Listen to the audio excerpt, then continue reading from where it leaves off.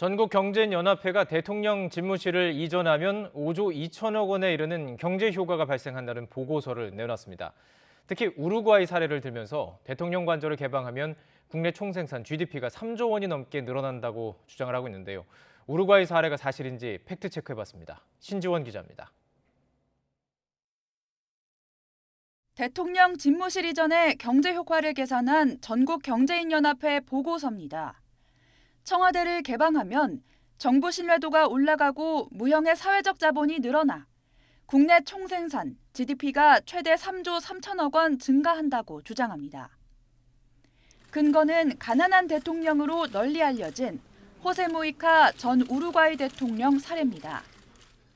무이카 전 대통령이 2010년 집권하면서 대통령 관저를 국민에 개방했는데 이때 제도적 신뢰 수준과 함께 GDP가 크게 늘었다는 겁니다. 그런데 우루과이 대통령 관저는 일회성 행사 외에는 개방된 적이 없습니다. 무이카 전 대통령이 대통령 관저를 노숙인 쉼터로 쓰게 하겠다고 발표한 건 맞지만 현실화하지는 않은 겁니다. 그 대통령궁은 그 노숙자들한테 개방하겠다라고 했는데 실제로 그 이루어지지는 않았습니다.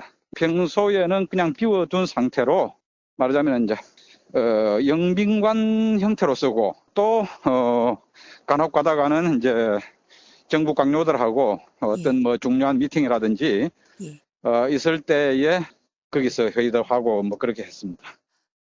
무이카 전 대통령은 자신의 허름한 집에서 생활했지만 주요 업무는 관저에서 봤다는 얘기입니다.